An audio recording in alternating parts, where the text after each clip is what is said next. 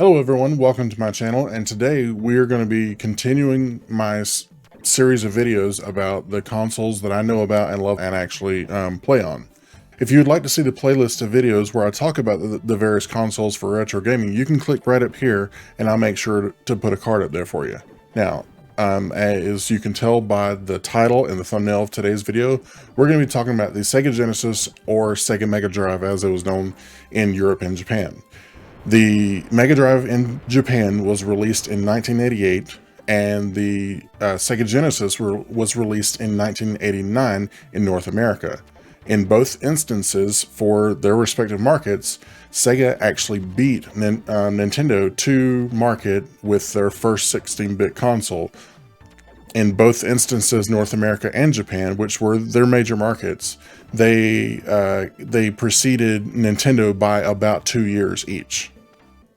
The Genesis Mega Drive was actually part of the fourth generation of consoles, and it was the direct competitor, as I said, to the Super Nintendo and Super Famicom, but also to the PC Engine made by NEC. Before release of the Genesis, Sega wanted to come up with a mascot much like Mario in order to compete with Nintendo in their various markets. And they had a company-wide competition to see who could come up with the best mascot for Sega. And after a company-wide competition was completed, Naoto Oshima's Sonic the Hedgehog was born. Then Yuji Naka was brought in to come up with the platform design of the various levels. And for this next name, I'm going to have to look at my notes here. The levels themselves were designed by Hirokazu Yasukara. Sorry, but those are names that I'm not really familiar with, so I have to make sure I look at something so I know how to pronounce them correctly. As a kid, I never had a Sega Genesis or a Mega Drive. I'm actually from the United States, so it would be the Sega Genesis. My cousins did, though, and I would always go over to their house, and the only games that I really remember them having were Madden Football and Mortal Kombat 2. I have only recently acquired the ability to play Sega Genesis and or Mega Drive games, and so I'd like to go over a few of the games that I actually really like. So as some of you know, I'm a huge Marvel fan. Actually, I'm wearing a Marvel t-shirt. It's a Thor shirt. So in any case, I'm a big Marvel fan. And so must-haves for my collection were X-Men. This is actually the second X-Men game released on the Genesis, and the other one is its predecessor.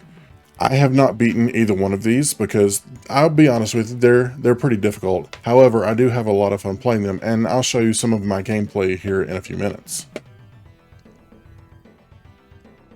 Now, of course, we mentioned the mascot for Sega, but I have the sequel, which is Sonic 2. And my wife and I have taken turns playing this quite a bit since I got it. And it was actually her idea for me to get it because I was never a really big Sonic fan, probably because I never owned a Genesis. And one thing I'd like to bring attention to, and a game I kind of like pretty good, is the difference between the versions of games between Sega and Nintendo. So this is the Adventures of Batman and Robin, and this version is more like a side-scrolling shoot 'em up, and you basically don't punch anybody that I can think of, and you're throwing projectiles all over the screen as much as you can. You have different types of projectiles, but that's the different style of gameplay versus the Super Nintendo version, which was a side-scrolling beat 'em up. You did have batarangs and stuff like that, but it was mainly hand-to-hand combat with Batman or Robin being your playable character. Now, I bring up this next game because it brings up a pretty large controversy that happened between Sega and Electronic Arts.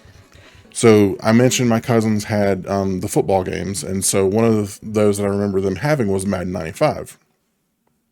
And if you'll notice, these two cartridges look different, and there's a reason for that. So for cartridges like these, and Nintendo and Sega are no different on this, for cartridges like these to be manufactured, The developers and publishers of the games had to pay Sega or Nintendo, we'll focus on Sega for the sake of this video, but they had to pay Sega a premium royalty for them to manufacture these cartridges. And there were companies who didn't really like doing it, but for the most part, they just said, okay, whatever, we just need to get our game in our customers' hands.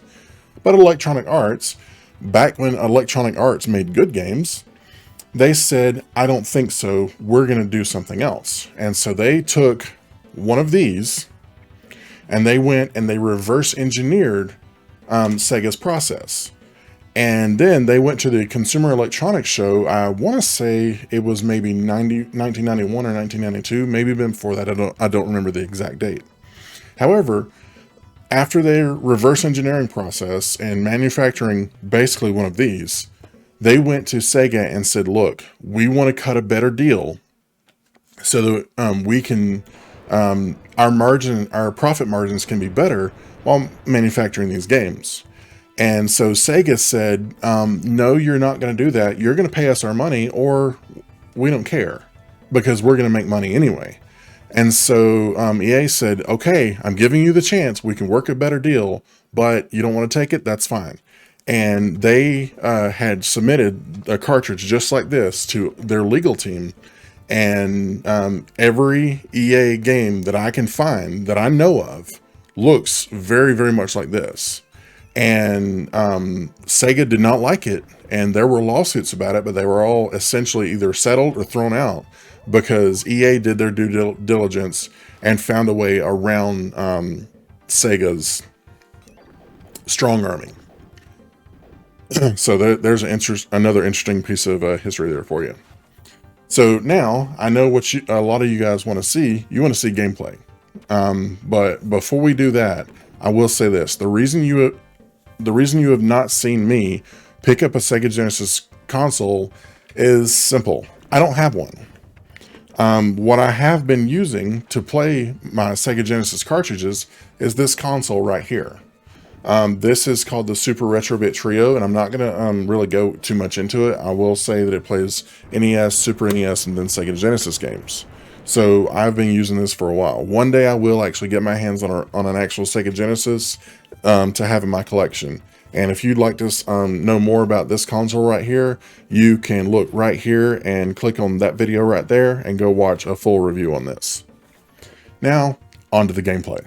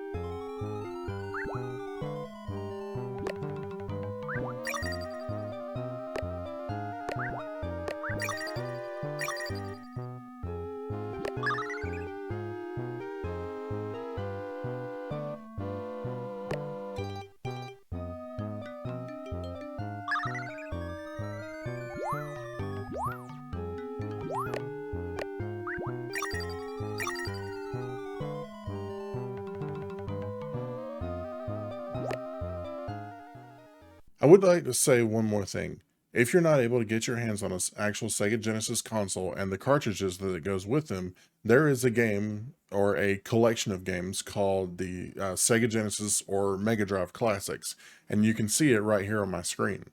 It's available on Steam and Xbox, I know for sure, and it's probably available on Switch as well as PS4. It has a pretty large collection of great titles, Toe Jam and Earl, Earthworm, I believe Earthworm Jim's on there, multiple Sonic games, Shinobi, Gunstar Heroes, and tons more that I couldn't even begin to name all of them off at one time. Thank you very much for watching this video. If you like what you've seen, hit that like button. If you'd like to see more just like this, then hit that subscribe button, and I will have more videos coming at you here soon. I hope you have very, very much enjoyed this video, even though it was a little bit short. And until next time, work hard, play hard, game hard. Click this video right here, but above all else, be excellent to each other.